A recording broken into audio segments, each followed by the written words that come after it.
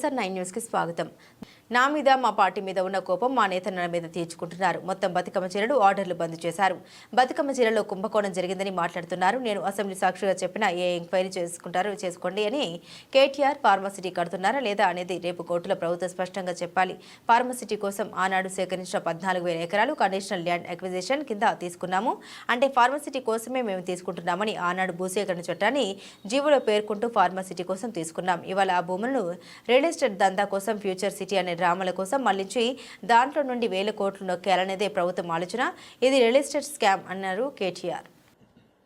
నా మీద కోపం, మా పార్టీ మీద కోపం, నన్ను ఇక్కడ నుంచి ప్రజలు 5 సార్లు ఎమ్మెల్యేగా గెలిపించారనే కోపం, ఇక్కడ ఉండే కాంగ్రెస్ అభ్యర్థులను తిరస్కరిస్తున్నారనే కోపం, దాంతో ఆ కక్ష ఇవాళ ప్రజల మీద మా నేతన్నల మీద పగబట్టినట్టే తీర్చుకుంటా ఉన్నారు.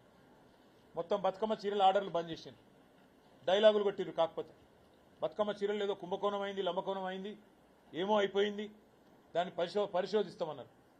పరిశోధించండి, శాసనసభ వేదికగా చెప్పిన చేయండి, మీరు ఏ ఎంక్వైరీ కావాలనుకుంటే ఆ ఎంక్వైరీ చేయండి, మాకేం అభ్యంతరం ఏం చెప్పిన.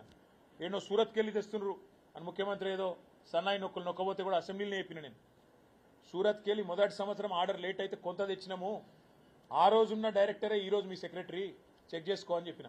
కావాలంటే ఏ ఎంక్వైరీ చేసుకుంటావో చేసుకో అని కూడా చెప్పిన. ఇంట్లో కుంభకోణం లేదు, లంబకోణం లేదు, నువ్వు పిచ్చోను అని చెప్పిన. నిజంగానే పిచ్చోడు, ఎందుకంటే ఆయనకు తెలియదు అన్న విషయం కూడా తెలియదు. చెప్తే వినడు.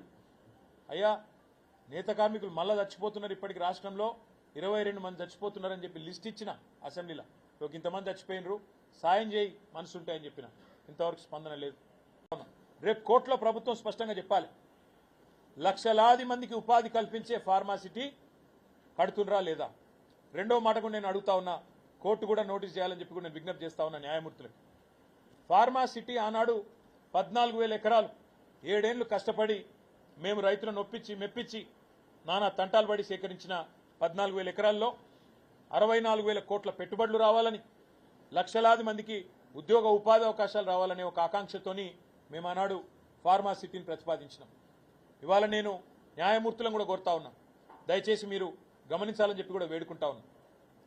ఫార్మాసిటీ అనేది 14,000 ఎకరాలు మేము ఏదైతే సేకరించినామో అది కండిషనల్ ల్యాండ్ అక్విజిషన్. కండిషనల్ అంటే ఫార్మా కోసం మాత్రమే మేము తీసుకుంటున్నాము ఈ స్థలాన్ని అని చెప్పి ఆనాడు భూసేకరణ చట్టాన్ని స్పష్టంగా ఆ జీవోలోనే పేర్కొంటూ ఫార్మాసిటీ కోసం అని తీసుకున్నాం. ఇవాళ ఆ భూములను ఇతర అవసరాల కోసం, రియల్ ఎస్టేట్ దందాల కోసం, ఫ్యూచర్ సిటీ అనే డ్రామాల కోసం, 4th సిటీ అనే హంగామా కోసం, AI సిటీ అనే హడావిడి కోసం మళ్ళిచ్చి దానిలోకి 1,000 కోట్లు నొక్కేయాలనే ఆలోచన ఏదైతే ఈ ప్రభుత్వం చేస్తున్నదో ఇది రియల్ ఎస్టేట్ స్కాము. దీన్ని దయచేసి గౌరవ న్యాయమూర్తులు కూడా గమనించాలని చెప్పి కూడా నేను కోరుతా ఉన్నా.